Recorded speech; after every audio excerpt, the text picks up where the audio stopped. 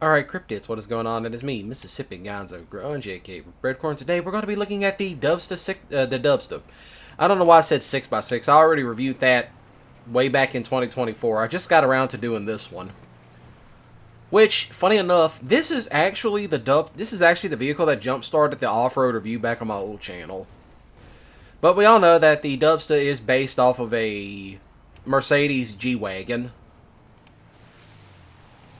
Which, by the way, people off-road these things too.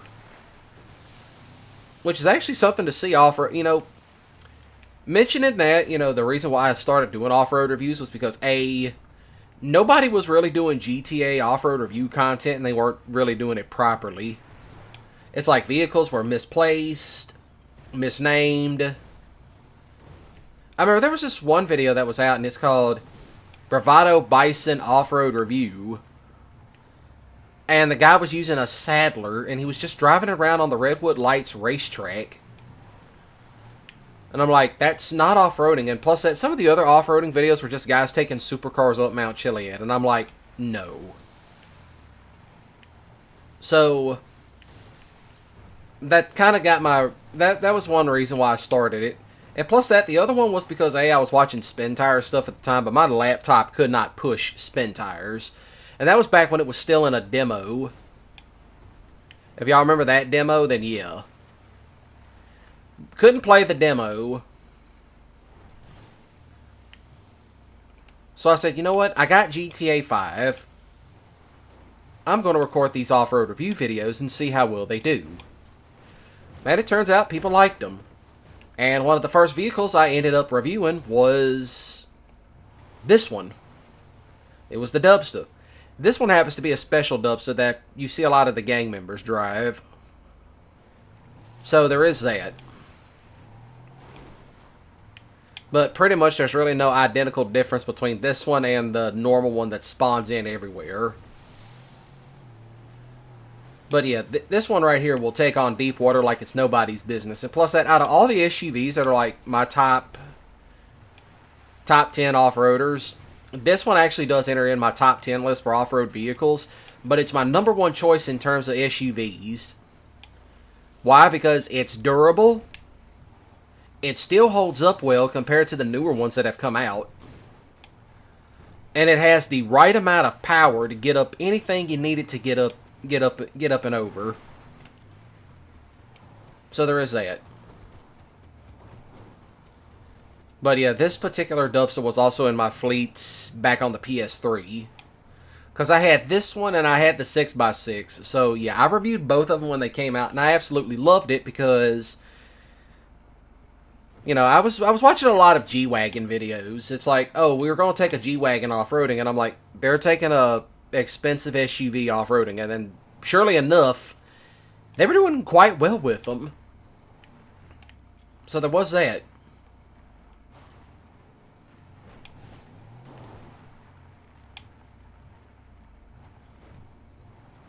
So, yeah. Lots of fun stuff you can do with the off-road review. Well, with the Dubsta, I mean. It just holds up so well. And it's an OG vehicle, so it holds up very well. Nice and easy around the corner. See? Holds up very nicely. Yeah, so it is one of my favorite off-roaders in game. Definitely in my top 10. It's somewhere in the 5.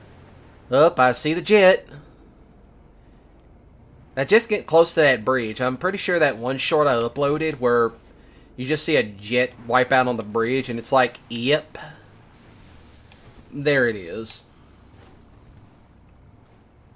Such as it is. But yeah, the Dubsta can handle just about any type of deep water you can throw it at. Reasonable deep water. Just don't go absolutely crazy and throw it off. There's that one section.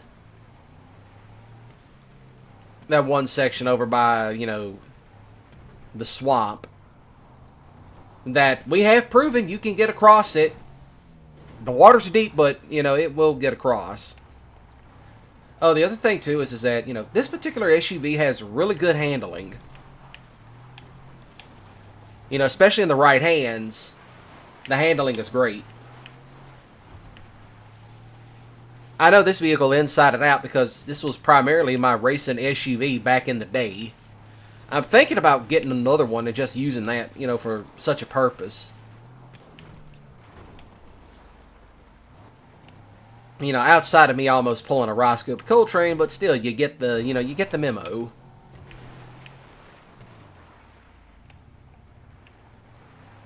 Which, I can climb up this, by the way. You know, just one absolute monster of an off-roader. I like this, but you know, the lights don't work.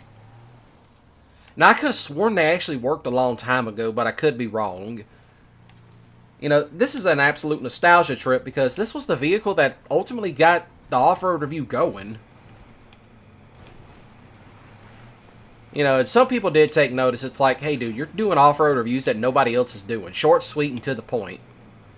Because that was the other thing, too. Most, you know, I understand that, you know, most channels back then were monetized, and, you know, you got to have a certain length for monetization. So there was that, but then there was just a bunch of blowhards.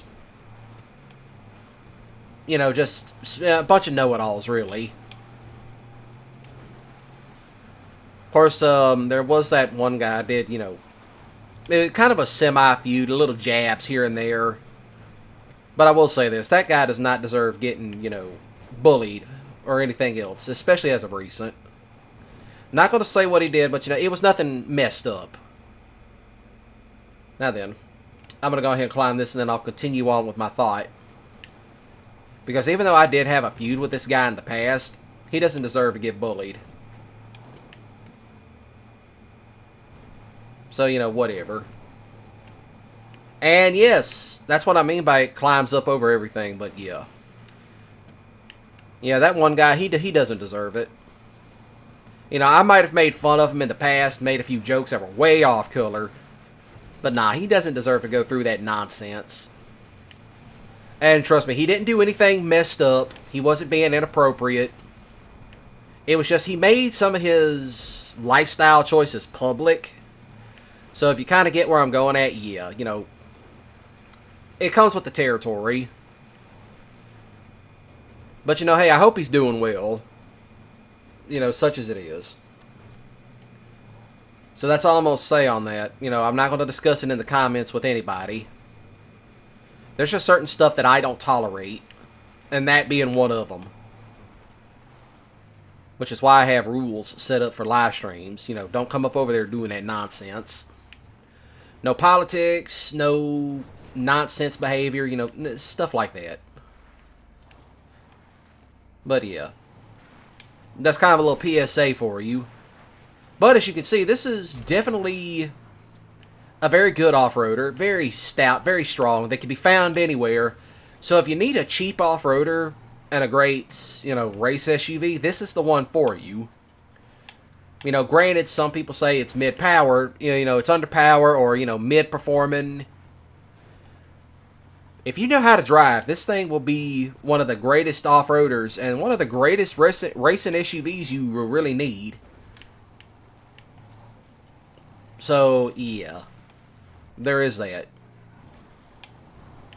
By far one of my favorites. It's a complete nostalgia trip to finally be doing this one again. But yeah, there's a bunch of also, you know, I am going to do other content as well. I'm just getting everything set up for that. At the time of this recording, I should be doing them about then. So, yeah. But yeah, it will climb up over stuff. It handles the logs very well.